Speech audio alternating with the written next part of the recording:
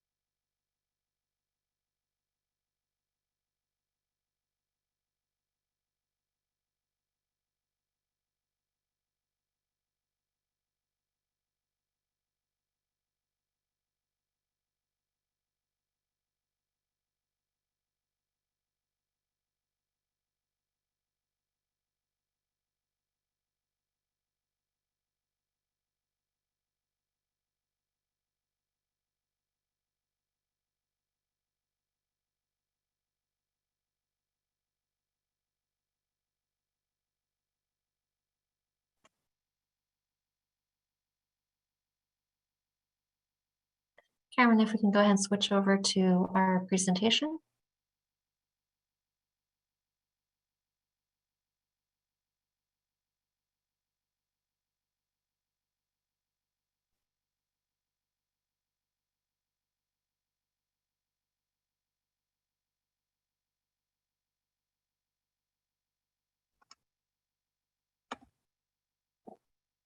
Hello and welcome, everyone. Thank you for joining us at today's Los Angeles County Department of Regional Planning public scoping meeting for the proposed Los Angeles County 2045 Climate Action Plan. Before we start, I want to mention that this meeting is being recorded and will be made available for future viewing. Next slide. I'd like to start by introducing our team. My name is Tui Hua, and I am with the Department of Regional Planning's Environmental Planning and Sustainability section. Also from Regional Planning, we have behind the scenes Iris Chi, who will be interacting with you via the chat feature, and Cameron Robertson, who will be moderating the public comments towards the end of the meeting. From ESA, our consulting team, I have with me Jana Scott and Brian Schuster. Today's meeting is focused on soliciting feedback on the scope of the environmental analysis for the project. We will not delve into detail about the contents of the proposed project since its revised draft version has not yet been released. In today's presentation, we will go through the project description, the CEQA process, the purpose of the scoping meeting, CEQA environmental issue areas, the project timeline, and how to submit comments and where you can access the project documents. With that, let's begin. There's well-established scientific consensus that human activities are responsible for the increase in heat-trapping greenhouse gases in the atmosphere, causing average global temperatures to rise over time. This rise in temperature is changing global climate patterns and increasing the likelihood of weather-related natural disasters, the effects of which are disproportionately felt by the most vulnerable communities, both in the county and worldwide. Climate change has the potential to harm the current and future generations' safety, public health, economy, and quality of life. To address climate change and safeguard local communities, the state of California adopted Assembly Bill 32 in 2006, also known as the Global Warming Solutions Act, establishing statewide goals to reduce greenhouse gas emissions. In turn, local governments throughout the state started to develop climate action plans to reduce emissions and support state goals. A climate action plan is a comprehensive roadmap that outlines the specific activities that an agency will undertake to reduce greenhouse gas emissions. The county is currently working to update our climate action plan. For some background, in March of 2022, we released a public discussion draft of an updated climate action plan. And at that time, we received many comments.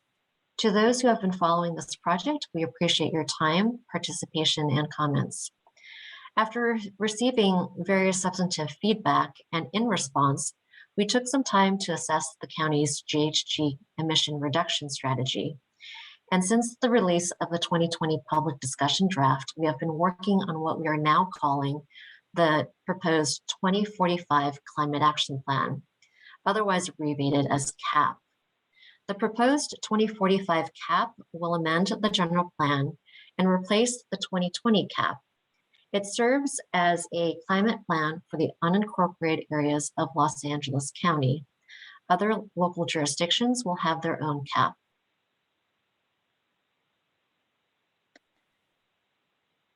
The proposed 2045 Climate Action Plan will include a new 2018 greenhouse gas emission inventory to assess what our current emission output is from activity within the unincorporated county and county operations.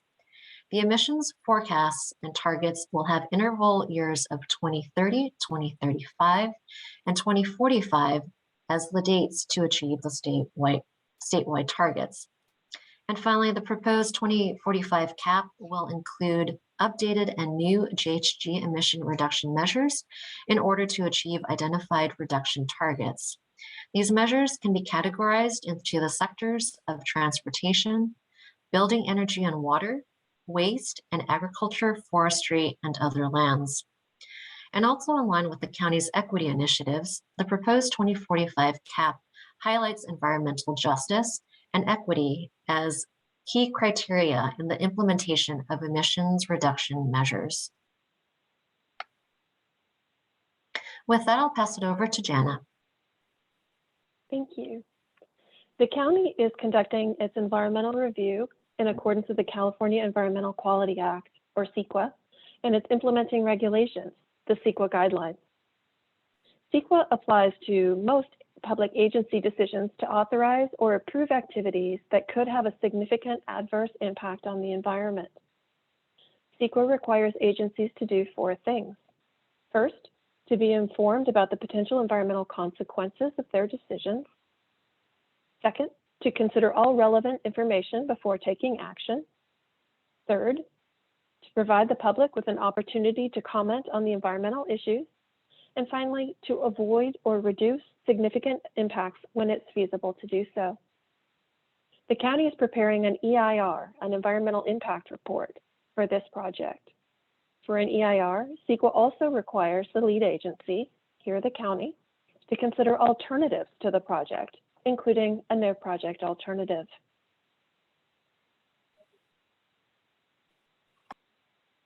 The CEQA process consists of 4 general stages.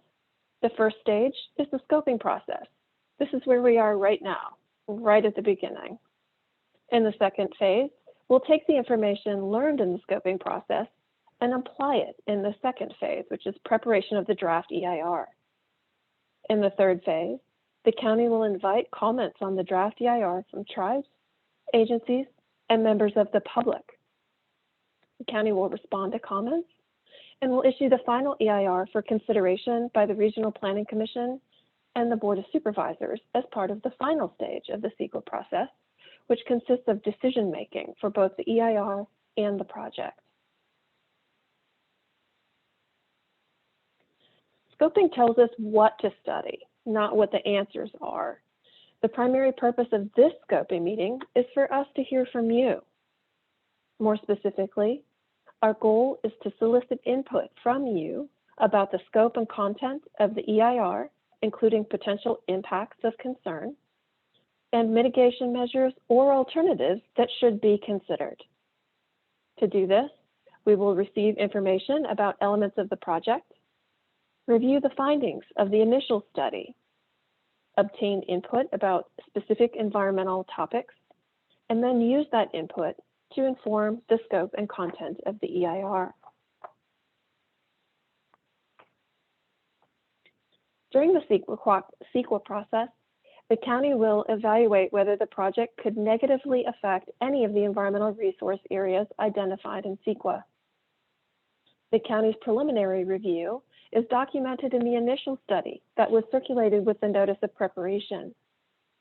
Based on that analysis, the county concluded that the draft 2045 cap would have a less than significant impact on the resource areas listed here.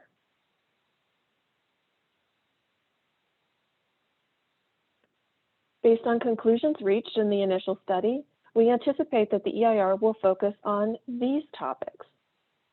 The EIR also will focus on greenhouse gas emissions, land use, and transportation, since an understanding of the project's impacts on these topics also will be critical to forming an opinion about the environmental impacts of the 2045 cap as a whole. And with that, I'd like to pass it back to Thuy.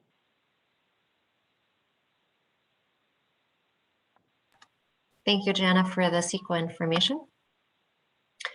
Jana shared the detailed overview of the CEQA timeline and process.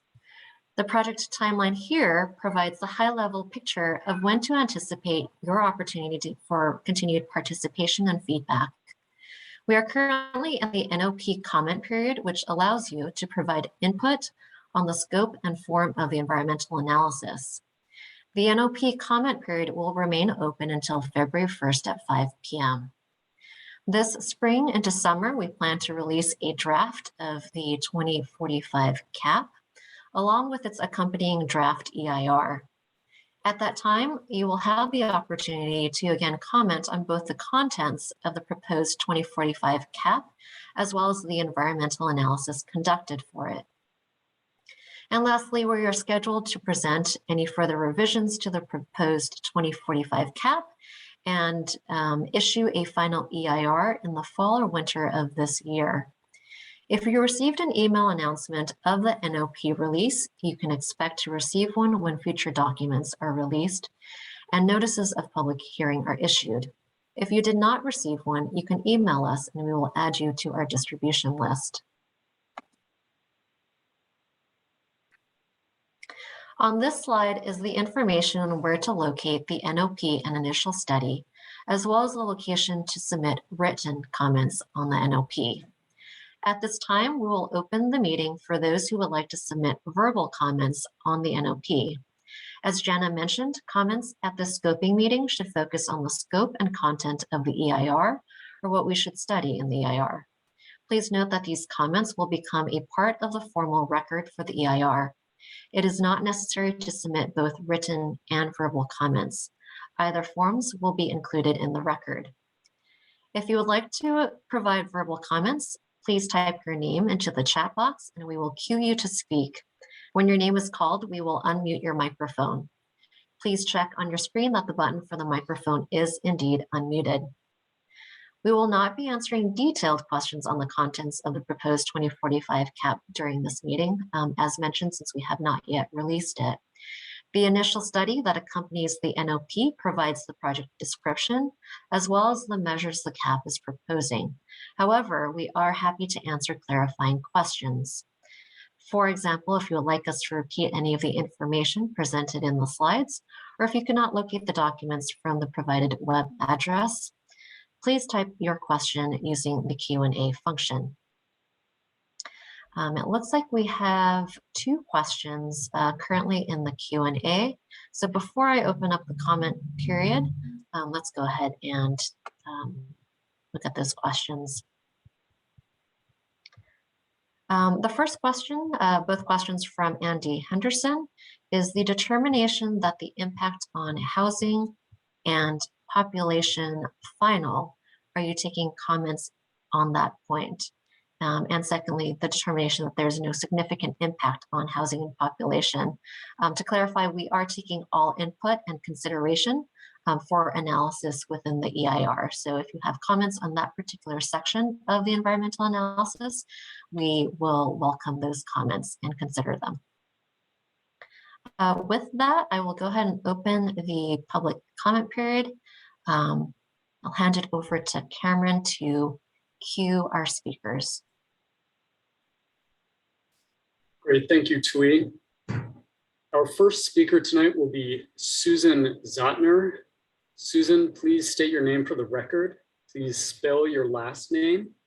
And I will unmute your mic now and you can proceed.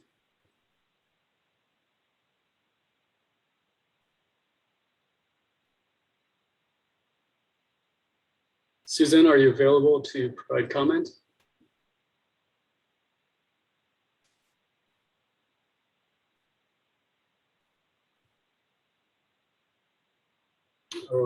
Okay, Susan, if you want to provide comment later, please let us know. Right now, we will move on to our second speaker, Jacqueline EIR. Jacqueline, please state your name for the record and please spell your last name.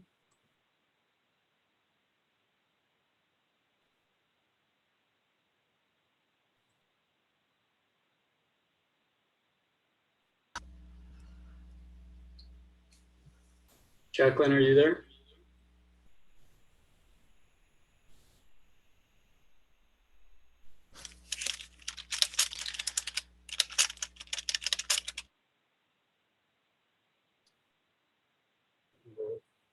Okay.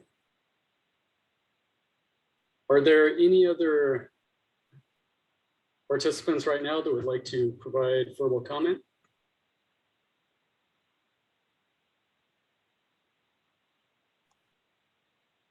Hi, Cameron. This is Ian with IT. I might have heard some keyboard noises from Susan, so the microphone might be working now.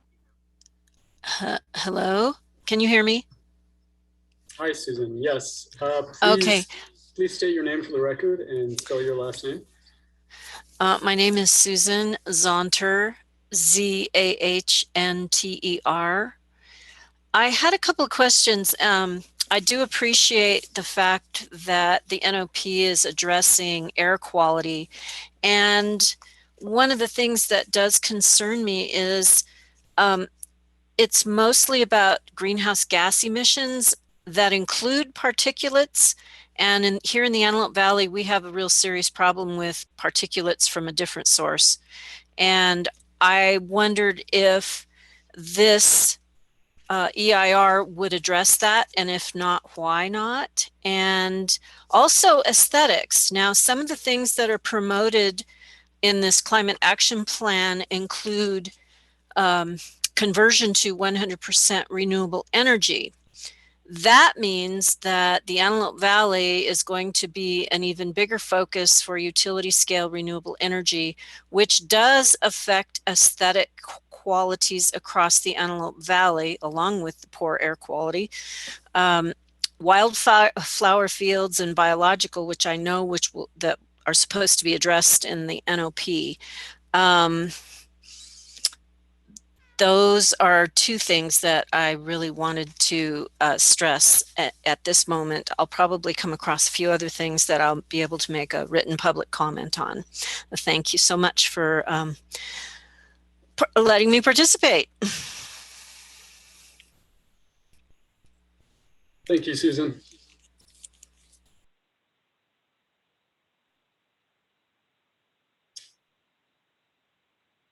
Our next speaker is Andy Henderson. Hi. Just a quick question about the no significant impact on housing and population. Sure. And Andy, real quick, please state your name for the record and spell your last name for us. Oh, it's Andy Henderson, and the last name is Henderson. I'm a little curious about the finding of no significant impacts on housing and population when pretty much everything related to GHG reduction does have an impact, and especially if there's any implications with the typology of housing or the spatial dispersion of housing and where housing goes, that has great effect on housing and population, of course. And I wondered if it's the thinking that that this cap does none of that, other than that which is already derivative of the housing element and the safety element. So it adds nothing new that would be studied in terms of housing and population, or what otherwise was the thinking behind a finding of no significant impact on housing and population of something as far-flung and impactful as climate action planning.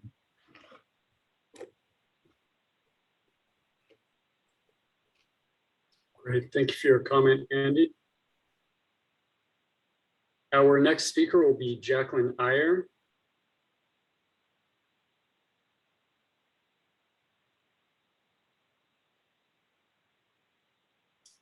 Jacqueline, if your microphone is working, please state your name for the record and please spell your last name.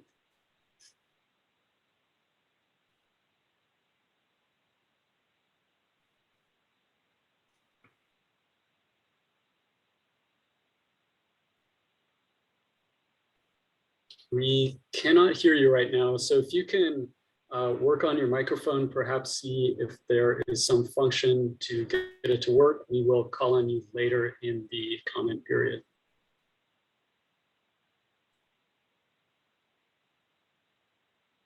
And at this time, we don't have any additional speakers signed up. So if you want to make a verbal comment, please type your name and affiliation into the chat box and we will call on you.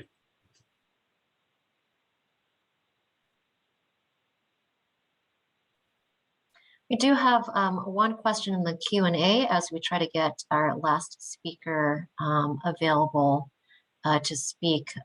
We will provide the call-in number into the chat just in case, so that it gives you an additional opportunity to see if it addresses the microphone issue. In the meantime, we do have one additional question in the Q&A. It says, just a clarifying question. This is from the Greater LA Realtors. Just a clarifying question, is the cap synchronized with the housing element?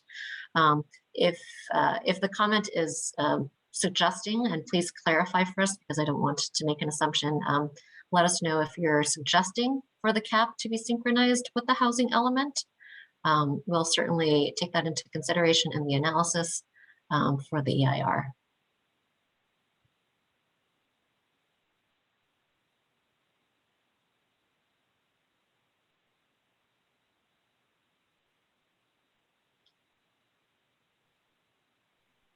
Great, we're going to try Jacqueline one last time here.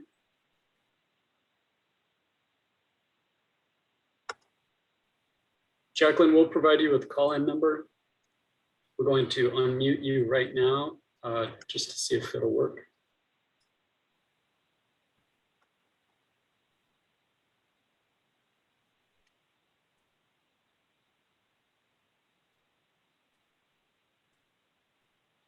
Hi, this is Ian from IT once again. Jacqueline, if you'd like, under the mute button, there is that up arrow. And if you click on that, you can select your microphone. Sometimes the computer can switch to a different microphone on accident or in between sessions. That's worth double checking as well. So again, that's under the mute button. There is a up arrow in the top right corner, and you should be able to select a microphone there as well. Alternatively, we have given everyone a dial-in number in the chat. Great, thank you, Ian. We have one speaker now, Anna Christensen. Anna, I'm going to unmute you now. Please state your name for the record and please spell your last name. Can you hear me? We can hear Hello? you. Yeah, my name is Anna Christensen. what else? Oh, spell my last name, Christensen. Great, thank you, Anna. You can proceed. Okay, I'm speaking to the idea that there is the comment by your team that there is a negligible impact on the environment from the cap.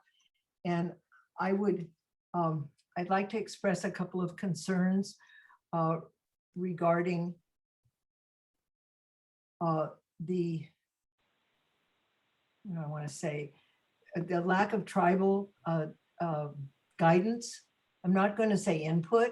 I'm not going to say tribal comment, because this level of tribal participation is simply inadequate to address the impacts of pretty much anything we do from a tribal perspective on the increased and continuing loss of tribal sacred sites and natural areas. So what I would suggest to this group, this planning committee, is that you include tribal entities sooner rather than later in this process, and take a look at erasing the existing infrastructure as much as possible to the extent that can be done as part of a CAP policy. In other words, let's remove pavement, let's remove developed spaces that are no longer useful, and in fact continue to deny the earth the right to absorb water, creating a greater a lack of irrigation. You know, we're in a water shortage, and yet we have covered the city with cement. So I think there's some very proactive policies. Now, I know you're really dealing with emissions here and gases, but when we look across the county, I think we see, you know, some wonderful opportunities, including this opportunity to shut down our old wells, to cap them, and to no longer be dependent on fossil fuels. And I'll leave it at that. And I really appreciate this meeting. I wish more people were attending it. Thank you very much. Great, thank you, Anna. Jacqueline, we are going to unmute you now. So please state your name for the record, and please spell your last name.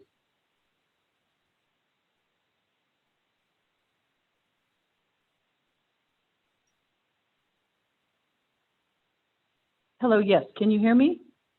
We can hear you, thank you. Great, thank you. Yes, this is Jacqueline Eyre. I'm calling in on behalf of Save Our Rural Town. I do have a few comments. One issue is you had indicated that the CAP is deemed to not have will have a less than significant impact on land use, but the CAP identifies increased land use plans and increased mixed use programs in unincorporated areas, most of which are rural. And the adopted county plan and AV area plan and other plans specify in those areas that mixed use is not appropriate. So I would dispute that your conclusion that there is no significant land use impacts with this particular strategy that encourages, addresses land use plans and specifically increases densities and encourages mixed use. That's one concern. Also, it appears that you were looking at specific targets. You've got the targets identified, I think, for zero neutrality, carbon neutrality by 2045. But your initial study also says that you're not required to achieve those targets by law. And you also indicate you're going to be looking at the no project alternative, which I assume is what you mean by business as usual. So I want to make sure that you look at more than just the targets you want to achieve, which you're not required to achieve, and the no project alternative. And by doing that, that means you will need to look at targets that are intermediate targets, because those targets will have significantly less environmental impacts. And then at the end, if you decide to go forward with your adopted targets, you will have to certify that the lower targets can't be achieved, or they won't have less environmental impacts. So I'm very concerned that the alternatives you're looking at, according to what I'm reading in the initial study, is just the project, which is your zero carbon neutrality by 2045, and the no project, which is nothing. So you need to look at intermediary requirements. Another concern is that, let's see, I have the line. You have identified a strategy for reducing single occupancy vehicle trips. I'm concerned about that. I don't necessarily object to it, other than the fact that it's not necessary if you are able to achieve your electrification of vehicle strategies. So if everybody's car in LA County by 2045 is electric, why can't they use them? Why do they have to, why is there such a push to go to mass transit when everybody's already achieving your GHG goals through electric EV car development? The next thing is you have decarbonized buildings and energy use, and you have a measure called E2, transition existing buildings to all electric. That's very troubling to a lot of unincorporated areas, particularly in those areas where they have very unreliable electrical service. In many areas, we can get 2-3 feet of snow, and if we lose power for a week or two, which happens quite often, and the residents don't have options to use propane for heat, you're going to have people freezing to death if you force everybody to go to electric buildings. So another question or concern is you have standardized all electric new development. That's not a problem necessarily, unless the way that system is, or the way that measure is implemented, is you merely say these homes have to secure renewable electricity to offset their electric footprint. That's a problem for sort, because a lot of our rural communities are terribly affected by the solar farms up in the Antelope Valley. So if you're going to go forward with Measure E3, you need to specify that standardize all electric new development, but that electric generation needs to be done on site so that there will be no environmental impacts associated with the electrification and the electric requirements for that new development. You also have in Measure E5, increase renewable energy production. This again is a good thing if it's done properly. But if it's not done properly and you don't specify that the objective with Measure E5 is to increase renewable energy production on site and where it's used, and you don't specify that explicitly, then you will be developing a measure that will encourage another 100,000 acres of Antelope Valley area to be ripped up, turned into solar farms, and another 4 or 500 kV lines through our forest and starting forest fires. You have in Measure E8 and Measure E9, increased use of recycled water and gray water systems and reduce indoor and outdoor water consumption. These will have very significant impacts depending on how they're implemented. And as a member of the public, I'm very frustrated because I can't provide meaningful comment on what environmental impacts you should look at for these and what alternatives and mitigation measures you should implement for these, because you haven't provided enough information on what these measures would be, or the means with which you would achieve these goals. On your increased organic waste diversion and maximize countywide diversion rates and institutionalize sustainable waste system rates and practices, those are all good objectives. However, one of the things you have to look at is diversion rates that you're going to be proposing. Are they more than what you need to achieve state regulations for diversion rates? So again, if your targets for achieving strategy 9, reduce and divert waste, if those targets are greater than what is required by law, then you need to look at the impacts of doing the targets that you've established, and then also achieving the targets that are required by law, and assess the environmental impacts of both of those. And if you are able to achieve most of your objectives in terms of reduce and divert waste, with lower targets and still have substantially lower environmental impacts, then that's those are the targets that you need to adopt, not necessarily your proposed targets. So it's really important when you do this assessment to comply with CEQA and look at not just the proposed project and the no project alternative, but projects that have interim targets that achieve significantly less environmental impacts, but still achieve much of the CAP project objectives. Thank you very much. Thank you very much, Jacqueline. If there are any other speakers that would like to provide comment, please submit your name and affiliation in the chat box. At this time, there are no additional people signed up for comment, and there are no question and answers in the Q&A box. Thank you, Cameron. So seeing as how we don't have any additional speakers signed up to speak, this is a reminder that we do have the opportunity still for you to submit written comments in place of spoken comments. Just looks like our Susan Zonter are requesting to speak on behalf of ARTC. If so, we can go ahead and unmute Susan's microphone. Am I audible now? You are. Yes. Okay, good. I wanted to support comments made by Save Our Rural Town or rural towns. I wanted, and specifically the retrofitting of buildings and homes to go all electric.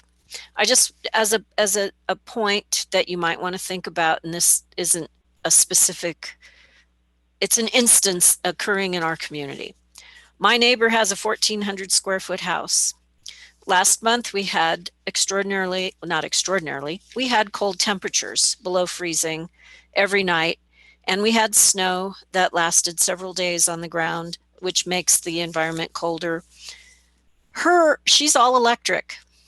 1,400 square foot house cost her $666 in her electric bill. And I think that's a huge impact that may be not addressed or possible to address. The cost of renewable energy is incredible. And if we're all electric, I just don't know how that people in rural communities, especially those in disadvantaged unincorporated communities, will manage, to be honest. And with the cost of everything going up, because we're in an inflationary period right now, I don't see renewable energy becoming any less expensive. And the fossil fuel free goal of this climate action plan and the sustainability plan, as Jackie had commented, without propane or some other fuel for heating, I think that puts people in the Antelope Valley, where it does quite often drop below freezing during the winter for everyone, not just those of us who live in mountain communities. All we have to do is look at Texas. Their reliance on renewable energy, wind and solar, ended up killing people when they had an extremely cold spell. So I think that we also need to look at the extreme possibilities on the other end of going completely renewable energy. When the sun doesn't shine, you don't get as much power. If it snows on your panels and everything freezes, you're not getting any electricity. They are remotely cared for. You can't just go out and clear the solar panels. And I also wanted to make one last comment about the idea of greenhouse gases heating the environment. We are faced out here with the thousands and thousands of acres of renewable energy in the form of solar panels, the prospect of heating our desert, because solar panels absorb heat and they release it, and they cause the environment in and around those projects to heat noticeably and significantly.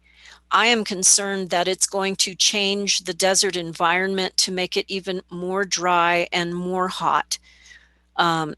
if that's added to the projected modeling of increasing temperatures in the Antelope Valley, where it's projected to be one of the hottest places in the county in the future, I think we need to rethink how we go about this. So that's it. Thank you very much.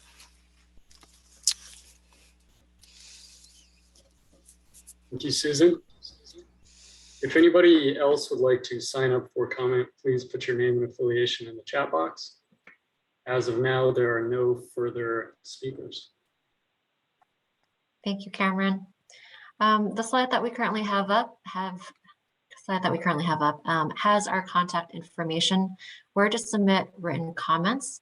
As a reminder, comments are due on the NOP and the initial study, essentially the scope of the EIR, are due by February 1st at 5 p.m.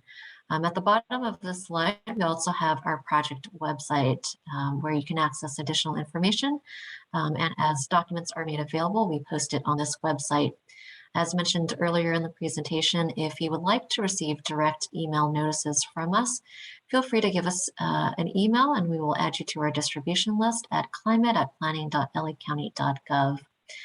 With that, we thank you for your participation in tonight's scoping meeting. Go ahead and close the meeting and we look forward to your future continued participation. Thank you, everyone. Have a good evening.